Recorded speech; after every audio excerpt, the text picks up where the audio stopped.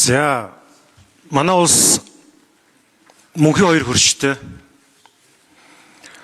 За хойд улсаас шатхуунаа ингээд авч гин, эрчим хүчээс авч гин. Хойд улсын нөхцөл байдал бас амаргүй байна. Урд улс бол бүх зүйлээрээ одоо технологи хөгжил, эдийн засаг дэлхийн том тоглогч болчлоо. Геополитикийн хоёр том дэлхийн хэмжээний тоглогч улсын дунд Монгол улс эдийн засгийн хувьд бас сорилттой, эдрээтэй. Тэгээ бидэнд бол сайн сайхан зүйл бол байгаа. Ямар ч сан ардчлалынхаа төлөө тайван замаар ирэх мэдл шилждэг, сонгуул болдог, иргэдний эрх чөлөөний төлөө ирмэлцдэг. Энэ улсад болохгүй байгаа хүнийг бас шүүмжилж чаддаг. Гэхдээ улс орон тусгаар тогтносон бүрэн эрхт халдшгүй дархан байхын цаадын цаад углуурга бол ерөөсөө л эдийн засгийн бие даасан байдал руу ирмэлцэж явах ёстой. Эдийн засгийн томоохон төс хөтөлбөрүүд санаачлагддаг, явдаг ч гэсэн тэр нь улс төрийн хэрүүлийн хамгийн том алин болдог. Бие биенийгээ намнах, улс төрийн ашиг хонжоо хийх шалтгаан бөгөөд шалтгаан болдог.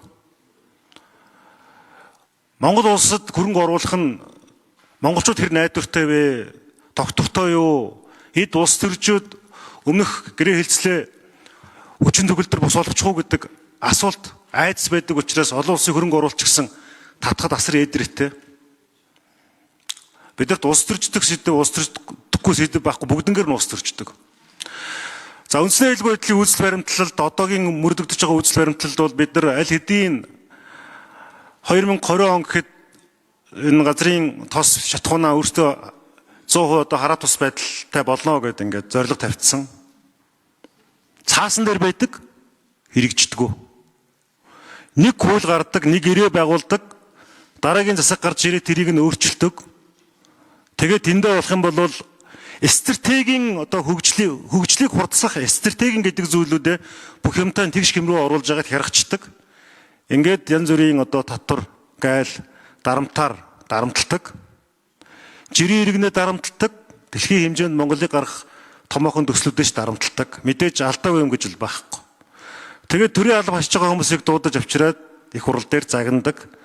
Нөгөөдөл нь зориггүй, дүлгнээд босон болоогүй ингээд бөөрн көлөөд өнгөрдөг. Энэ бол бидний бодит байгаа царай. Уг нь бол энэ томоохон намууд хамтраа засаг байгуулад улс орныхон томоохон хөгжлийг явуулах нь чухал байдаг. Гэхдээ бид нар тэрийгэ давсан улс төрдөд живдэг. Энэ бол бидний бодит байдлаа. За эрчим хүчээс адилхан.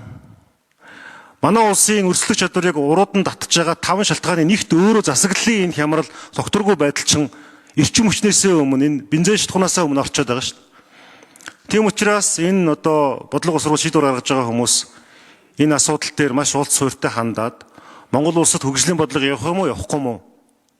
Жижиг сажиг зүйл дээр ингээд улдаад хойшлуул байх юм уу, гүм үү гэдэг асуултанд бид нар хариулах хэрэгтэй. Тэр одоо миний асууж байгаа асуулт бол их хурлын гишүүд шийдвэр гаргаж байгаа хүмүүс өөрсдөөсөө асуугаасай.